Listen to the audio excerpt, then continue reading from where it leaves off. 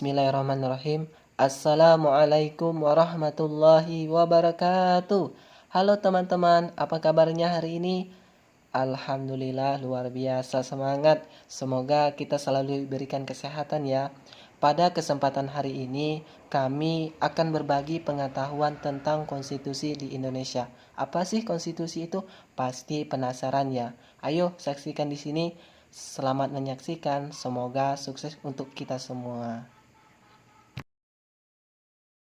Nama saya Melisa, NIM 10519161, Prodi Ilmu Pemerintahan di MAE, Fakultas Syariah. Baiklah, saya akan menjelaskan jurnal yang saya review dengan judul Sejarah Perkembangan Konstitusi ditinjau dari perspektif Ketatanegaraan Indonesia sejak kemerdekaan, Orde Lama, Orde Baru, dan era reformasi hingga saat ini. Penulis Ismail MZ tahun 2020. Dengan metode dilakukan dengan pendekatan sejarah perkembangan Undang-Undang Dasar yang pernah berlaku di Indonesia sejak kemerdekaan, era reformasi sampai pada amandemen Undang-Undang 1945 sampai proses amandemen di era reformasi, ditinjau dari perspektif ketatanegaraan Indonesia. Pengumpulan data dilakukan dengan metode library atau studi pustaka, terutama data yang berasal dari sejarah pembuatan Undang-Undang 1945, perubahan menjadi Konstitusi RI 1949, Undang-Undang Dasar Sementara 1950, Dekret 5 Juli 1959 kembali ke Undang-Undang Dasar 1945, dan amandemen Undang-Undang Dasar 1945. Analisa dilakukan dengan metode deskriptif komparatif, yaitu menggambarkan dan membandingkan objek penulisan berdasarkan sumber utama, yaitu Undang-Undang Dasar yang pernah berlaku di Indonesia ditinjau dari perspektif ketatanegaraan Indonesia. Konstitusi berasal dari bahasa Prancis, yaitu constituer, berarti membentuk dalam artian membentuk suatu negara. Dalam praktiknya, konstitusi mempunyai pengertian yang lebih luas daripada undang-undang dasar. Secara terminologis, pengertian konstitusi tidak hanya dipahami secara sederhana, namun dapat dipahami secara lebih luas lagi. Hal itu disebabkan karena permasalahan dalam suatu negara sangat kompleks. Oleh karena itu, maka cara pemandangan memahami suatu konstitusi tidak saja dilihat dari aspek ilmu politik semata. Oleh karena itu, dan sangatlah wajar jika suatu konstitusi kandungannya lebih banyak bernuansa dibandingkan muatan yuridisnya. Undang-Undang Dasar 1945 adalah merupakan salah satu konstitusi yang paling singkat dan sederhana di dunia.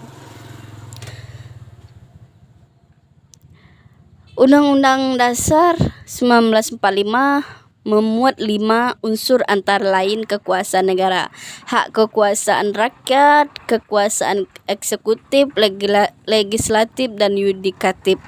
Sedangkan untuk mengatur hal-hal pokok yang terkaitkan dalam penyelenggaraan pemerintahan, negara diserahkan pengaturan pada undang-undang yang lebih rendah. Sejarah mencatat bahwa waktu dalam pembuatan Undang-Undang Dasar 1945 sangat singkat. Karena itu Soekarno pada waktu itu menyatakan berlaku Undang-Undang Dasar 1945 tanggal 18 Agustus 1945 mengatakan bahwa Undang-Undang Dasar 1945 ini bersifat sementara. Nanti setelah kondisinya kita bernegara sudah stabil, kita dapat membuat undang-undang yang lebih lengkap dan lebih sempurna.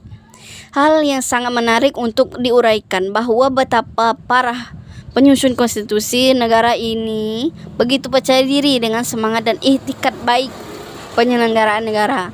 Meskipun Undang-Undang Dasar 1945 tidak lengkap dan tidak sempurna, dapat menjalankan praktik pemerintahan yang baik. Pandangan ini tertulis secara eksplisit dalam bagian penjelasan Undang-Undang 1945. Berdasarkan catatan ketatanegaraan Indonesia ada 4, yaitu Undang-Undang 1945 yang berlaku 18 Agustus 1945 sampai dengan tanggal 27 Desember 1949. Yang kedua, Konstitusi Republik Indonesia Serikat berlaku 27 Desember 1949 sampai 17 Agustus 1950. Yang ketiga, Undang-Undang Dasar sementara tahun 1950 berlaku 17 Agustus 1950 sampai dengan 5 Juli 1959. Dan yang terakhir, Undang-Undang Dasar 1945 berlaku sejak dikeluarkannya Dekret Pemerintahan 5 Juli 1959. Baiklah, terima kasih sebelumnya. Perkenalkan, nama saya Reza Harna Al-Aqsa dengan NIM 105190162, Prodi Ilmu Pemerintahan dan Fakultas Syariah. Dan di sini saya akan menjelaskan tentang periode konstitusi di Indonesia. Dan saya mengambil jurnal atas nama Muhammad Agus Santoso dengan judul Perkembangan Konstitusi di Indonesia. Yang pertama, periode konstitusi 18 Agustus 1945 sampai dengan 27 Desember 1949. Masa berlakunya Undang-Undang Dasar 1945. Pada masa periode pertama kali terbentuknya Negara Republik Indonesia, konstitusi atau Undang-Undang Dasar yang pertama kali berlaku adalah UUD 1945, hasil rancangan BPUPKI. Kemudian disahkan oleh PPKI pada tanggal 18 Agustus 1945. Menurut UUD 1945, kedaulatan berada di tangan rakyat dan dilaksanakan oleh MPR yang merupakan lembaga tertinggi negara. Dan berdasarkan UUD 1945, MPR terdiri dari DPR, utusan daerah, dan utusan golongan. Dalam menjalankan kedaulatan rakyat, mempunyai tugas dan wewenang menetapkan UUD. GBHN memilih dan mengangkat presiden dan wakil presiden serta mengubah undang-undang dasar. Selain MPR, terdapat lembaga tinggi negara lainnya di bawah MPR, yaitu Presiden yang menjalankan pemerintahan, DPR yang membuat undang-undang, dan Dewan Pertimbangan Agung, DPA, dan Mahkamah Agung atau MA. Menyadari bahwa negara Indonesia baru saja terbentuk, tidak mungkin semua urusan dijalankan berdasarkan konstitusi. Maka berdasarkan hasil kesepakatan yang termuat dalam pasal 3 aturan peralihan menyatakan untuk pertama kali presiden dan wakil presiden dipilih oleh PPKI. Kemudian dipilihlah secara aklamasi Soekarno dan Muhammad Hatta sebagai presiden dan wakil presiden Republik Indonesia yang pertama kali. Dan pada masa ini pula terbukti bahwa konstitusi belum dijalankan secara murni dan konsekuen. Sistem ketatanegaraan berubah-ubah, terutama pada saat dikeluarkannya Maklumat Wakil Presiden nomor 10 tanggal 16 Oktober 1945 yang berisi bahwa Komite Nasional Indonesia Pusat sebelum terbentuknya MPR dan DPR diserahi tugas legislatif dan menetapkan GBHN bersama Presiden. KNIP bersama Presiden menetapkan undang-undang dan dalam menjalankan tugas sehari-hari dibentuklah Badan Pekerja yang bertanggung jawab kepada Komite Nasional Pusat. Triwulan. Selanjutnya periode kedua 27 Desember 1949 sampai dengan 17 Agustus 1950. Masa berlakunya Undang-Undang Dasar Republik Indonesia Serikat atau RIS.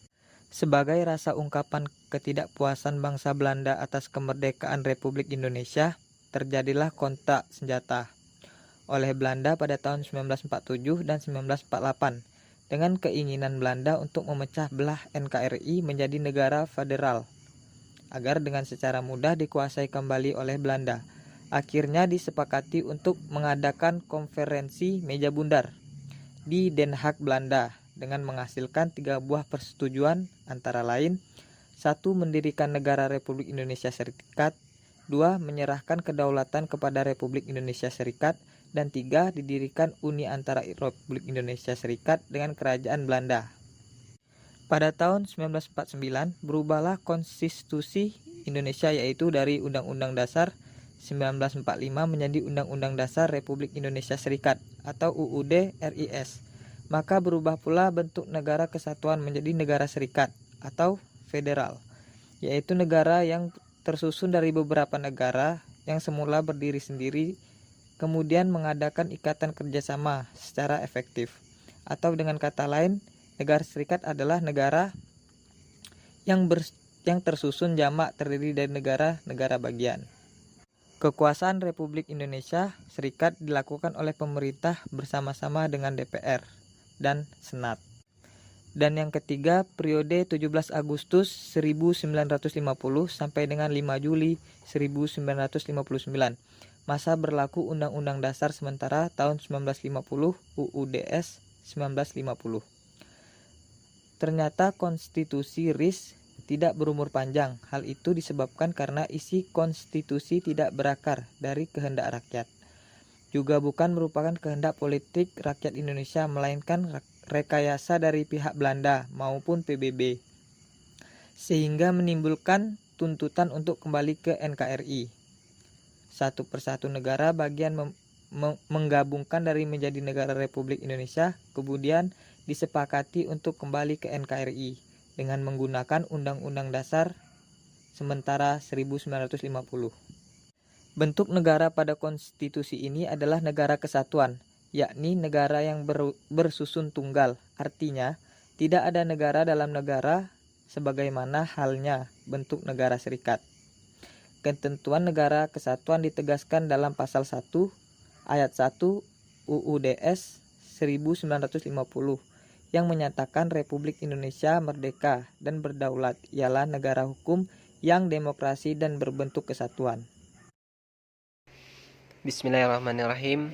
Perkenalkan, nama saya Al Haris dengan NIM 1051901318, Prodi Ilmu Pemerintahan Fakultas Syariah. Baiklah teman-teman, di sini saya akan menjelaskan salah satu contoh konstitusi di Indonesia dengan judul Jurnal Gagasan Konstitusi Pangan, Urgensi Pengaturan Hak Atas Pangan Warga Negara dalam Amandemen Nomor 5 Undang-Undang Dasar 1945. Dengan penulis artikel ini yaitu Putra Perdana Ahmad Saifullah. Link jurnal HTP atau Dex Doi Organ atau 103641 atau HAM 2021 12221724.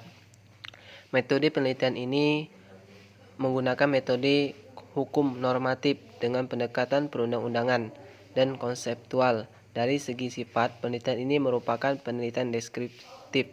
Bahan hukum primer dalam penelitian ini adalah Undang-Undang 1945, Undang-Undang Nomor 18 Tahun 2012 tentang Pangan, Undang-Undang Nomor 41 Tahun 2009 tentang Lahan Pertanian Berkelanjutan, Undang-Undang Nomor 12 Tahun 2011 sebagaimana telah diubah dengan Undang-Undang Nomor 15 Tahun 2019 tentang P3, Peraturan Presiden Nomor 42 Tahun 2013.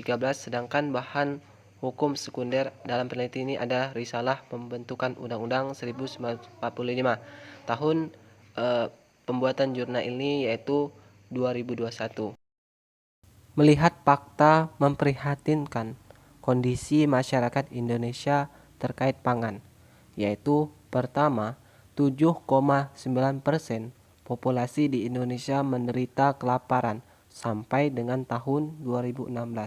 Kedua, adanya kesenjangan regional berhubungan dengan kerawan pangan, gizi buruk.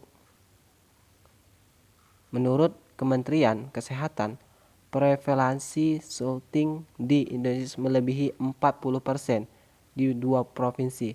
Bahkan pada tahun 2013, 15 provinsi melaporkan permasalahan stunting sebagai isu yang serius.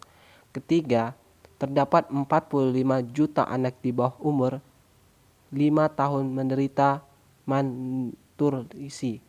Indonesia mengalami prevalensi tinggi dari ketiga bentuk malnutrisi, yakni 36,4% mengalami stunting, 13,15% mengalami fasted, dan 11,5% anak menderita obesitas. Bahkan melaporkan bahwa Indonesia merupakan satu-satunya negara di mana anak-anak mengalami ketiga bentuk malnutrisi tersebut.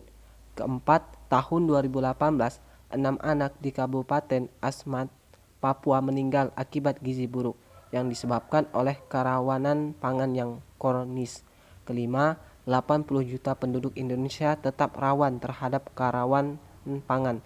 Menurut data Bank Dunia, 92% dari populasi di Indonesia mengkonsumsi buah dan sayur, jauh lebih rendah dari rekomendasi WHO. Indonesia sudah berusaha memperbaiki keadaan tersebut dengan membuat Undang-Undang Nomor 18 Tahun 2012 tentang pangan yang mengusung semangat kedaulatan, kemandirian, dan ketahanan pangan.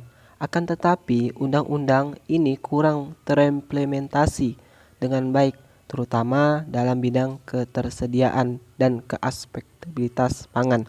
Hal ini terlihat dalam laporan Komnas HAM sewaktu pelaporan khusus HAM PBB Hilal Elfer melakukan kunjungan ke Indonesia tahun 2018. Komnas HAM menyoroti pemenuhan hak atas pangan bagi kelompok marginal yang menanggung beban lebih berat memenuhi kebutuhan pangan yang layak. Apalagi di masa pandemik COVID-19 seperti ini, potensi krisis pangan, terutama keluarga miskin, potensi terjadi dan berdampak di bidang kesehatan dan nutrisi, ketersediaan pangan, dan akses pangan. Indonesia sebagai negara hukum wajib memberikan perlindungan HAM untuk warga negaranya, terutama perlindungan yang tegas dalam Undang-Undang 1945. Kondisi negara yang tidak memberikan jaminan hak atas pangan secara eksplisit dalam konstitusi menjadi persoalan serius bagi bangsa ini, munculkan persepsi mendasar bahwa norma hukum yang mengatur seputar hak atas pangan belum sepenuhnya sempurna, yang menyebabkan terjadinya problem dari ketidaktegasan peraturan dalam konstitusi. Hal tersebut dikarenakan konstitusi menjadi sumber dalam pembentukan peraturan perundang-undangan, dan menteri memuat peraturan perundang-undangan di bawah konstitusi merupakan aturan implementatif dari amanah konstitusi. Melihat kebijakan pangan dari ketujuh presiden Indonesia, terlihat sekali kebijakan tersebut dikeluarkan tidak memiliki haluan yang jelas, karena semua kebijakan didasarkan pada janji kampanye saja. Untuk itu, kebijakan pangan di Indonesia wajib dituangkan dalam sebuah konstitusi yang merupakan hukum tertinggi di suatu negara. Jadi, siapapun presidennya, kebijakannya memiliki landasan konstitusional yang berkesinambungan. Selain itu, dimuatnya hak atas pangan dalam konstitusi semakin menguatkan hak konstitusional warga negara atas pangan yang pemenuhannya wajib diupayakan dengan sungguh-sungguh oleh penguasa, siapapun penguasanya. Jadi, dari artikel ini dapat disimpulkan bahwasanya Undang-Undang Dasar 1945 mengalami kelemahan, terutama pengaturan dalam jaminan, pemenuhan, dan perlindungan hak atas pangan yang tidak secara eksplisit diatur. Untuk itulah, berdasarkan fakta-fakta beberapa kasus krisis pangan di Indonesia menjadi justifikasi bahwa tidak diakuinya hak atas pangan dalam konstitusi menjadi problem serius terhadap pemenuhan hak atas pangan. Untuk itulah amandemen Undang-Undang 1945 kelima urgen untuk memuat hak atas pangan. Adapun penggagas konstitusi pangan yang penulis tawarkan adalah: pertama, mempertegas hak atas pangan menjadi bagian dari Menteri Muatan Konstitusi, dan yang kedua, Amandemen konstitusi juga memberikan jaminan ketersediaan lahan pertanian demi mewujudkan ketahanan pangan, sehingga bisa dikatakan bahwa Undang-Undang 1945 adalah konstitusi pangan. Baiklah, saya akan melanjutkan review jurnal konstitusi yang berjudul Proses Lahirnya Keputusan Hakim Majelis Pengadilan Negeri tahun 2016 dengan penulis Freddy Felicia Answer 2. Tujuan penelitian ini adalah untuk mengetahui bagaimana keputusan kehakiman dalam perundang-undangan yang berkaitan dengan sistem peradilan pidana dan bagaimana proses pengambilan keputusan hakim pengadilan negeri. Subjek penelitian yaitu keputusan hakim majelis pengadilan negeri. Metode penelitian yaitu penelitian ini dilakukan dengan metode normatif empiris, yaitu penelitian hukum yang objek kajiannya meliputi ketentuan-ketentuan perundangan serta penerapannya pada peristiwa hukum. Hasil penelitian yaitu kedudukan kekuasaan kehakiman dalam sistem peradilan pidana adalah kekuasaan yang diberikan oleh undang-undang kepada masing-masing subsistem yang meliputi polisi, jaksa, dan hakim dalam menjalankan penegasan hukum pidana sebagai satu sistem. Sesudah proses pemeriksaan selesai, majelis hakim akan mengadakan musyawarah untuk mengambil keputusan. Kedudukan kekuasaan kehakiman dalam sistem peradilan pidana adalah kekuasaan yang diberikan oleh undang-undang kepada masing-masing subsistem yang meliputi polisi, jaksa, dan hakim dalam menjalankan penegakan hukum pidana sebagai satu sistem. Musyawarah majelis hakim merupakan permufakatan bulat, kecuali jika hal itu telah diusahakan sungguh-sungguh tidak dapat dicapai, maka putusan akan diambil dengan voting suara terbanyak. Tapi jika voting suara terbanyak tidak dapat diperoleh, yang dipakai adalah pendapat hakim yang paling menguntungkan bagi terdakwa. Kelemahan artikel ini adalah adanya intervensi dari kekuasaan lain sehingga tidak konsekuen. Keputusan akhir oleh hakim tidak didasari oleh profesionalisme, tugas dan kewenangan serta mengabaikan faktor eksternal lain yang dapat memberi pengaruh pada rasa keadilan, kepastian, dan kemanfaatan. Perbedaan dan rencana penelitian. Keputusan diskresi di perintah desa pijakan adalah dasar hukum jurnalis menyangkut ketentuan formal, dasar kajian menyangkut manfaat dengan batasan serta pertimbangan antara lain 1.